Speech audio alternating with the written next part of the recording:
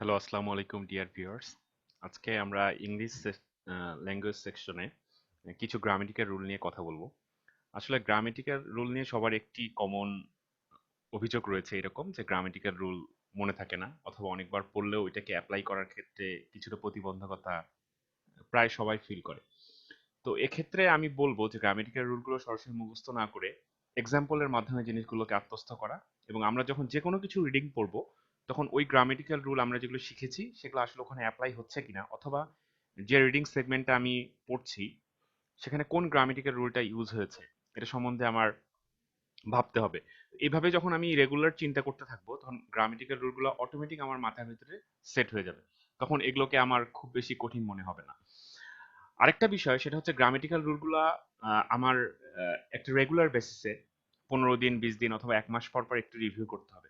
তো এরকম রিভিউ করতে করতে জিনিসগুলো এমন ভাবে আমার মাথার মধ্যে গেঁথে যাবে, যেমন আমার নিজের নাম, বাবার নাম, মার নাম যেমন আমার মনে থাকে, ইংলিশের গ্রামেটিক্যাল রুলগুলো ঠিক এমন ভাবে আমার মাথার ভিতরে গেঁথে যাবে। আর যখন আমরা যে কোনো কিছু লিখবো তখন এগুলো অ্যাপ্লাই করার চেষ্টা করব, যখন বলবো তখন অ্যাপ্লাই করার চেষ্টা করবো, যখন কেউ কিছু বললো নেটিভ স্পিকাররা তখন তারা কি কোন গ্রামেটিক্যাল রুলটা আসলে ওখানে ইউজ করলো সেটাও আমাদের একটু ভাবতে হবে। বা কোনো একটা যখন সিনেমা দেখছি সাবটাইলে কোন নিয়ম রুলটা ওখানে ইউজ করেছে এখানে একটু দেখার চেষ্টা করবো। এভাবে প্রত্যেকটা সেগমেন্টে যখন আমি ইনকর্পোরেট করবো এই বিষয়গুলো, গ্রামেটিক্যাল রুলগুলো ওখানে যখন ইনকর্পোরেট করার চেষ্টা করব তখন অটোমেটিক এই বিষয়গুলো আমার মাথার মধ্যে গেঁথে যাবে, তখন আমি ইচ্ছা করলে এগুলোকে আর বের করতে পারবো না।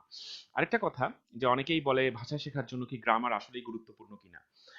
এক্ষেত্রে আমি বলবো যে যেহেতু এই ভাষাটা আমাদের মাতৃভাষা না, আমাদের মাদার টাং না, সেহেতু এই ভাষার জন্য গ্রামারটা আমাদের জরুরি। কারণ এই ভাষার প্রতি আমাদের মানে মজ্জাগতভাবে অথবা জিনগতভাবে এটার কোনো উত্তরাধিকার সূত্রে আসলে আমরা এটার কোনো পাইনি, আমাদের রক্তের ভেতরে হোক, আমাদের জিনের ভেতরে হোক, কোনো কিছু পাইনি। ওকে, সো এই ভাষাটা শেখার জন্য অবশ্যই আমাদেরকে শিখতে হবে। তো শেখার জন্য যত রকম পদ্ধতি সবগুলো আমাদের ট্রাই করতে হবে। এই জন্য আমি মনে করি যে গ্রামারটা জরুরি। আরেকটা বিষয় সেটা হচ্ছে যে গ্রামার শিখলে কি ভাষাটা পুরোপুরি আয়ত্ত করা যাবে, ব্যাপারটা আসলে এরকম না। সেটা হচ্ছে গ্রামারটা শিখলে আমাদের ভাষাটার প্রতি একটা দখল আমরা অর্জন করতে পারবো, বা এইটা আমাদের হেল্প করবে ভাষাটাকে বেটার কম্প্রিহেন্ডিং এর জন্য। কিন্তু অবশ্যই আমাদের রিডিং বা প্রত্যেকটা সেগমেন্টই, রিডিং, লিসেনিং, স্পিকিং, রাইটিং, প্রত্যেকটা সেগমেন্টই আমাদের সমানভাবে গুরুত্ব দিতে হবে, এবং সেখানে গ্রামেটিক্যাল রুলগুলো অ্যাপ্লাই হচ্ছে কিনা সেটা খেয়াল করতে হবে। এইভাবেই গ্রামার আমাদেরকে কোনো একটা ভাষা বুঝতে হেল্প করবে। আরেকটা বিষয় এটা একটু বলি, সেটা হচ্ছে যে কোনো ভাষা, এটা হচ্ছে কিভাবে আসলে হয়, এটা হচ্ছে একটা নদী যখন একটা জায়গা থেকে উৎপত্তি হয়, এটা কোথায় গিয়ে শেষ হবে এটা কিন্তু নদীর উৎপত্তি স্থল থেকে বা সোর্স থেকে এটা কিন্তু আসলে বোঝা সম্ভব না।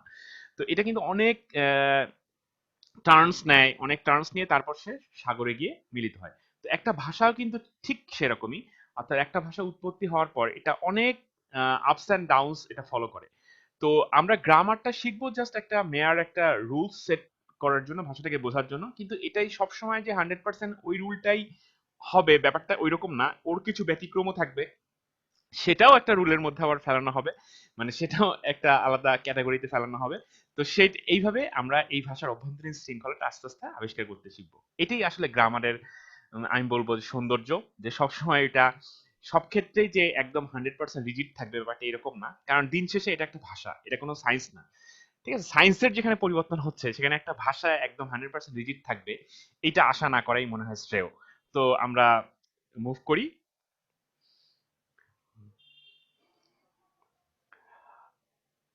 আমাদের প্রথম রুলটা যেটা এখানে রয়েছে সেটা হচ্ছে এই শব্দগুলো যখন আমরা কোনো একটা সেন্টেন্সে দেখব তখন আমরা সেখানে প্রেজেন্ট ইনডেফিনিট টেন্স ইউজ করতে পারবো, যেমন always, often, very often, never, occasionally, usually, এগুলো আর কি। এখানে এভরি টাইম বলতে বোঝাচ্ছে every day, every week, every morning অথবা এভরি ইয়ার, মানে এরকম হইতে পারে আর কি। Sometimes on Sundays, on Mondays, something like that, twice, in summer, in winter, in autumn, something like that. তাহলে এগুলো যখন থাকবে তখন আমরা প্রেজেন্ট ইনডেফিনিট টেন্স ইউজ করব। যেমন I am fond of playing, I go to field very often to play cricket. এখানে আমরা দেখতে পাচ্ছি যে এখানে যেহেতু আমাদের ভেরি অফেন ইউজ করা হয়েছে, দ্যাটস ওয়াই এখানে গো, দ্যাট মিন্স এখানে প্রেজেন্ট ইনডেফিনিট টেন্স এখানে ইউজ করা হয়েছে। ওকে, নেক্সট রয়েছে mister Hablu Mia is such a generous man who helps the destitute people very frequently. Okay, এখানে ভেরি ফ্রিকোয়েন্টলি ব্যবহার করা হয়েছে, দ্যাটস ওয়াই এখানে helps, that means present indefinite tense ব্যবহার করা হয়েছে। এখন কথা হচ্ছে যে আমরা কি এগুলো মুখস্থ করব না, ব্যাপারটা এরকম না। এটা আমরা অনেক কয়েকবার এটা পড়বো, জাস্ট 5 বার থেকে 7 বার এটা পড়বো, এবং যখনই আমরা কোনো কিছু শুনবো বা লিখবো বা কোনো কিছু আমরা হচ্ছে পড়বো, তখন দেখবো আসলে এটা অ্যাপ্লাই হচ্ছে কিনা।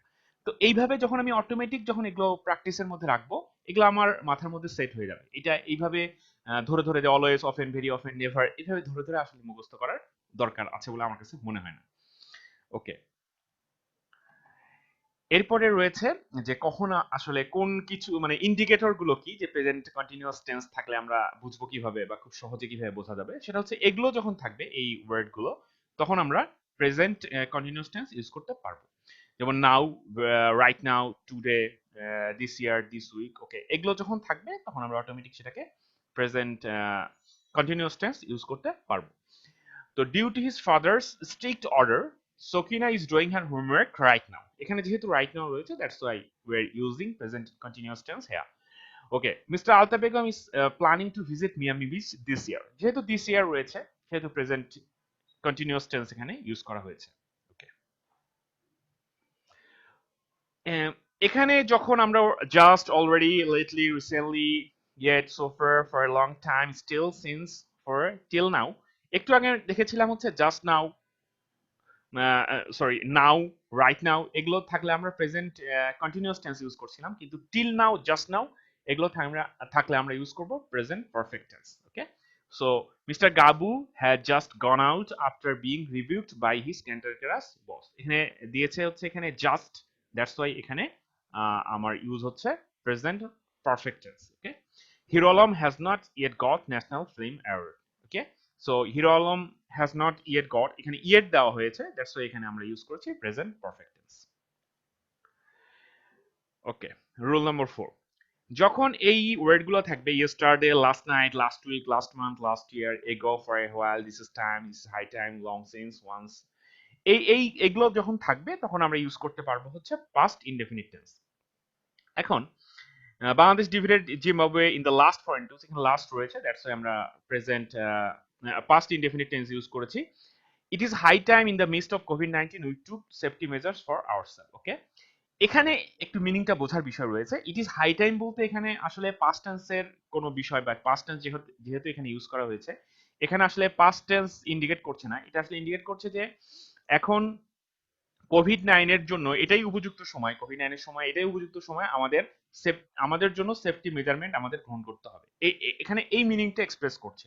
এটা পাস্টের কোনো ইনসিডেন্ট এখানে মেনশন করা হয়নি, এই মিনিংটা একটু খেয়াল করতে হবে। ইট ইজ হাই টাইম থাকলেও যেরকম ইট ইজ টাইম থাকলেও মিনিংটা একদম সিমিলারই আমরা ধরতে পারি, মানে এটাই উপযুক্ত সময় বা এখনই সময়, আমরা এইরকম আর কি মিনিংটা এখানে ইন্ডিকেট করে। ওকে, রুল নম্বর 5-এ আমরা দেখব এই ধরনের সেন্টেন্সগুলোতে দুইটা পার্ট থাকে। তো প্রথম পার্টটা যদি আমাদের প্রেজেন্ট টেন্স হয়, তাহলে সেকেন্ড পার্টটা পাস্ট ইনডেফিনিট হবে, যদি আমাদের since, as if, as though এগুলো আমাদের মানে মিডিলে থাকে আর কি। যেমন it has been almost 10 years since, okay, since যেহেতু এখানে প্রেজেন্ট টেন্স ইউজ করছে, since I bought my first desktop. Okay, mister Chikon Mia talks as if he were so fat. Okay, এখানে অ্যাজ ইফ ইউজ করা হয়েছে, এখানে present indefinite tense, that's why এখানে past indefinite tense use করা হয়েছে। Okay, এরপর mister Gabbar Singh wish to sing before a large audience as দো he had been a great singer. Okay, so এখানে পাস্ট ইনডেফিনিট টেন্স ইউজ করা হয়েছে প্রথম পোরশনটায়, সেই জন্য আমাদের সেকেন্ড পোরশনটায় যেহেতু এখানে অ্যাজ দো আছে, সেকেন্ড পোরশনটা ইউজ করা হয়েছে পাস্ট পারফেক্ট। ওকে, এইটা অনেক কমন একটা নিয়ম, সেটা হচ্ছে এ নাম্বার অফ থাকলে প্লুরাল ভার্ব হবে, আর যে দি নাম্বার অফ থাকে সিঙ্গুলার ভার্ব হবে। এখানে আসলে মিনিংটা কি আমরা একটু বুঝতে চেষ্টা করি। Hitlu wonders whether the number of science students is decreasing. এখানে আসলে দি নাম্বার অফ বলতে জাস্ট সংখ্যাটা ইন্ডিকেট করছে যে 5,000, 10,000, 5 লাখ, 10 লাখ, জাস্ট একটা সংখ্যা। এখানে আসলে হলিস্টিক্যালি মানে প্রত্যেকটি স্টুডেন্টকে এখানে ইন্ডিকেট করছে না। আর a number of wicked boys are stealing mangoes from the near by orchard. Okay, এখানে নাম্বার অফ উইকেট বয়েজ বলতে সব বয়কে একসাথে এখানে ইন্ডিকেট করছে, এটা একটা হলিস্টিক একটা কি বলবো যে সব বয়কে একসাথে বোঝানোর জন্য ইউজ করা হচ্ছে, সেহেতু এখানে আমাদের প্লুরাল সেন্স ইউজ করতে হবে। ওকে, এরপর এইটা খুবই ইম্পর্টেন্ট একটা রুল আমি বলবো, কারণ এই সাবজাংটিভ ইনডিরেক্ট কমান্ড এটা অনেক বইয়ে আমি দেখেছি যে এটা নাই আর কি, দেয়া নাই আর কি। এখন হয়তো ইনক্লুড করতে পারে, আমাদের সময় অনেক বইগুলোতে এইটা আমি পাইনি আর কি। তো এইটা কেমন, এটা হচ্ছে যে যখন এই শব্দগুচ্ছগুলা বা ফ্রেজগুলা কোনো জায়গায় আমরা দেখব যে it is required that, order that, is of great importance that, law requires that, government insist that, এগুলো যখন দেখব তারপরে যে সাবজেক্টটা থাকবে সেই সাবজেক্টের পরে যে আমাদের ভার্বটা থাকবে ওই ভার্বটা হবে সাবজেক্টিভ মুডে বসবে। দ্যাট মিনস সেটাতে কোনো ইনফিনিটিভ, সেটাতে কোনো আইএনজি ফর্ম অথবা পাস্ট ফর্ম, পারফেক্ট ফর্ম এগুলো ইউজ করা যাবে না। ওকে, তাহলে আমরা একটু খেয়াল করি। চুলবুল পান্ডে অর্ডার দ্যাট, এটা একটা সাবজেক্টিভ ফর্মে হবে পরেরটা, যেহেতু অর্ডার দ্যাট বলেছে। Order that that wicked boy eat all the mangoes stolen by him. Okay, সে যতগুলো আম পেরেছে সবগুলোই তাকে খেতে হবে, উইকেট দুষ্ট ছেলেকে। তাহলে চুলবুল পান্ডে এটা আমাদের অর্ডার করলো। ওকে, তাহলে এখানে মিনিংটা এমন, চুলবুল পান্ডে আদেশ করলো দুষ্ট ছেলেটিকে তার দ্বারা সমস্ত আম খেতে হবে, মানে ব্যাপারটা এরকম, খেতে হবে। তাহলে এখানে আমাদের সাবজেক্টিভ মুডে এই ধরনের মানে কোনো এটা আমরা বলি বেয়ার ইনফিনিটিভ বলি আর কি। তো এখানে আসলে কোনো ধরনের ভার্বের চেঞ্জ করা যাবে না, অর্থাৎ ওর যে মূল ফর্মটা, বেস ফর্মটা ওইটাই বসবে। আচ্ছা, এখানে আরেকটু ব্যাপার আছে। এখানে উইকেট বয় তো আম নিজেরা খাবে, কিন্তু এখানে যে ডিশের কথা বলা হয়েছে, ডিশ তো নিজে নিজেই সে নিজেকে পরিষ্কার করতে পারবে না, অথবা ডিশ নিজে নিজেই রান্না হতে পারবে না, এটা আরেকজন ডিশ রান্না করবে। মানে খাবার যদি রান্না করে বা ডিশ, মানে আমি বলতেছি যদি একটা কোনো পট বা পাত্র থাকে, এটা ধোয়ার কথা বলছি, ওকে হোয়াট এভার। তাহলে এটা তো নিজে নিজেই সম্ভব নয়, এটা কাউকে করতে হবে। দ্যাটস ওয়াই এখানে we have to use passive form for that. It is required that dishes be cooked and served after the meeting. এখানে be cook passive form use করতে হবে, and served after the meeting. যদি আমাদের এখানে এমন একটা মানে অবজেক্ট থাকে যে যেটা আসলে নিজেই কাজ করতে পারছে না, মানে যেটা সাবজেক্ট না আর কি, সেক্ষেত্রে আমাদের প্যাসিভ ফর্মটা ইউজ করতে হবে। ওকে, এখানে আরো কিছু ভার্ব রয়েছে যে ভার্বগুলো সাবজেক্টিভ মুডে কাজ করতে পারে যদি তারপরে দ্যাট ইউজ করা হয়। যেমন mister frog demands that Hablu apologize to him personally. Okay, তাহলে ডিমান্ডস দ্যাট এটা একটা সাবজেক্টিভ মুডে চলে গেছে। এই ভার্বগুলো আমরা জাস্ট কয়েকবার পড়ে নেব। এর পরে যে সাবজেক্ট থাকে তারপরে যে ভার্বটা হবে ওটা বেস ফর্ম ইউজ করতে হবে। Observing Kalimuddin's condition, mister Quddus suggested that he not smoke anymore, মানে সাবজেক্টিভ মুডে রয়েছে, সাজেস্টেড দ্যাট থাকার কারণে এগুলো আমরা কয়েকবার পড়ে নেব।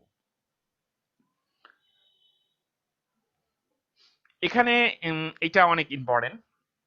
এখানে আমাদের কিছু ওয়ার্ড রয়েছে, আমাদের এই ওয়ার্ডগুলো যখন বলবে তখন এটা আসলে এই দুইটা সাবজেক্টের মাঝখানে এগুলো বসবে। এইটা বসার পরে আমাদের প্রথম যে সাবজেক্টটা আছে ওইটা অনুযায়ী আমাদের ভার্বটা চেঞ্জ করতে হবে। সেকেন্ড যে সাবজেক্টটা থাকবে সেটা অনুযায়ী আসলে ভার্বের কোনো চেঞ্জ হবে না। আমরা একটু খেয়াল করি। In today's newspaper the escape of missing hero as well as the murder of his dog, এখানে যে মিসিং হিরোটা রয়েছে এই মিসিং হিরোটাই এখানে আমাদের মূল ভার্ব হিসেবে কাজ করছে। Missing hero is discussed in the editorial, মানে মিসিং হিরোটাই ডিসকাস করা হয়েছে এডিটোরিয়াল, এইটাই এখানে মূল ভার্ব। নিচেরটা দেখলে আমরা আরো বুঝতে পারবো। W along with his fellow students, W এখানে ডাব্লুই এখানে আমাদের মূল সাবজেক্ট হিসেবে কাজ করছে। W is trying to get rid of the orders of the harsh football coach. তাহলে এখানে উইথ হিজ ফেলো স্টুডেন্টস এইটা আসলে এখানে আমাদের সাবজেক্টের কাজ করছে না, ওটা জাস্ট বোঝাচ্ছে যে ডাব্লু তার ফেলো স্টুডেন্টের নিয়ে তার যে হার্শ ফুটবল কোর্স রয়েছে তার অর্ডার থেকে বাঁচার জন্য সে চেষ্টা করছে। ব্যাপারটা এরকম, মানে এখানে ডাব্লুই হচ্ছে মূল ভূমিকা পালন করছে। তো ডাব্লু অনুযায়ী কিন্তু আসলে আমাদের ভার্বটা চেঞ্জ হয়েছে।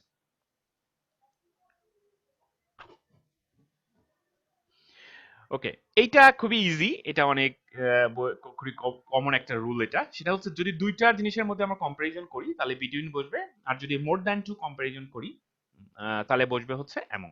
যেমন এমং যদু কদু এন্ড মধু আর বিটুইন টু ব্রাদার্স এরকম। ওকে, এটা ইন্টারেস্টিং একটা রুল। সেটা হচ্ছে যখন দুইটা পার্ট থাকবে, দুইটা পার্ট থাকবে, একটা থাকবে আমাদের প্রিন্সিপাল ক্লোজ, একটা থাকবে সাবঅর্ডিনেট ক্লোজ। যদি প্রথম ক্লোজটা আমাদের আমরা প্রেজেন্ট ইনডিফিনিট টেন্স ইউজ করি তাহলে তারপরটা ইউজ করব ফিউচার ইনডিফিনিট টেন্স। যেমন if we find her address will give her the bag that we have got. আর প্রথমটা যদি থাকে হচ্ছে past tense, past indefinite tense, তাহলে সেকেন্ডটা ইউজ করতে হয় future in the past. If Salumia got his salary, he would or might give us a grand treat. Okay, okay, third হচ্ছে যদি আমাদের হ্যাড বিন থাকে, দ্যাট মিনস পাস্ট পারফেক্ট থাকে, তাহলে এখানে উড হ্যাভ দিয়ে পাস্ট পার্টিসিপল যে ফর্মটা ওইটা এখানে বসাতে হবে। যেমন if Zarina Begum had been in the bus, she would have been past the thief caught by the police. Okay. Okay, এখানে রয়েছে কিছু পজিটিভ পজিটিভ ভার্বস, যেমন make, get, have, let, help. এগুলো যখন থাকবে তখন আসলে পরের যে অংশটা রয়েছে সেখানে আমাদের ওই ভার্বটার যে মুডটা ওই অনুযায়ী পরের ভার্বটা চেঞ্জ হবে। আমরা একটু খেয়াল করি তাহলেই বুঝতে পারবো এটা। Alta Begum made Gabu take his medicine, মানে আলতা বেগম গাবুকে মেডিসিন নিতে বাধ্য করেছিল, মানে ব্যাপারটা এরকম যে সে এমন ভাবে অর্ডার দিয়েছিল বা এমন ভাবে ইনসিস্ট করেছিল যে গাবু মেডিসিন নিতে বাধ্য হয়েছিল, এরকম আর কি মিনিংটা। Jojo will have to get, এখানে টু গেট ইউজ করা হয়েছে, to get someone to repair, এখানে এটা অনুযায়ী কিন্তু এটা চেঞ্জ হয়েছে। Quddus Ali had us give the answer script, মানে কুদ্দুস আলী আমাদের কাছ থেকে অ্যান্সার স্ক্রিপ্ট গুলো নিয়েছিল, মিনিংটা এরকম। After the result Hablu's mother let him go, এটা লেট হিম বলতে অনুমতি দেওয়া বোঝায়, মানে রেজাল্টের পরে হাবলুর মা তাকে সিনেমা হলে যেতে অনুমতি দিয়েছিল। Piku's husband always helps her do হাউস হোল্ড চোরস, এখানে হেল্পস হার ডু হাউস হোল্ড চোরস। ওকে, এখানে টু ইউজ করার কোনো দরকার নেই। তাহলে এগুলো হচ্ছে পজিটিভ। তো পজিটিভ কেন বলা হয়? The person causes it to happen by forcing other person to do it, মানে এটা সামহাট একটা অর্ডার অথবা ফোর্স এর মাধ্যমে আরেকজনকে কোনো একটা কাজ করানো, দ্যাটস ওয়াই এটার নাম হচ্ছে পজিটিভ। ওকে, এখানে কিছু ভার্ব রয়েছে, এই ভার্বগুলোর যখন থাকবে তারপরে যদি আমরা কোনো ভার্ব বসাতে চাই সেক্ষেত্রে অবশ্যই আইএনজি যুক্ত করতে হবে। যেমন ইমরুল কায়েস এনজয়েড, এখানে রয়েছে দেখেন এনজয় রয়েছে, এনজয়েড প্লেইং, তারপরের ভার্বটাতে playing with Australia in the home ground. As I have a bad memory I can't recall about going to his house. Okay, last night Tuko completed writing thesis paper for his semester. তাহলে এখানে যে শব্দগুলো রয়েছে, যে ভার্বগুলো রয়েছে, ভার্বের পরে যদি আমরা কিছু বসাতে চাই ওইটার সাথে আইএনজি অ্যাড করে আমরা বসিয়ে দেবো। তো বিষয়টা হচ্ছে যে তাহলে এগুলো কি আমরা মুখস্থ করবো? ব্যাপারটা এরকম না, এটা আমরা 10-15 বার পড়তে পারি। আবার যখন অটোমেটিক আমরা রিডিং হ্যাবিট অনেক বেশি আমাদের ডেভেলপ করবে তখন এই বিষয়গুলো অটোমেটিক আমার মনে থাকবে। মানে অনেক বেশি রিডিং করার পরে এগুলো বারবার আমার চোখের সামনে আসবে, তখন বারবার যখন দেখবো তখন এগুলো আমার খুব বেশি ডিফিকাল্টিস থাকবে না এগুলো মেমোরাইজ করার জন্য। আমার মনে হয় হোপফুলি আমরা এগুলো সবগুলোই মনে রাখতে পারবো।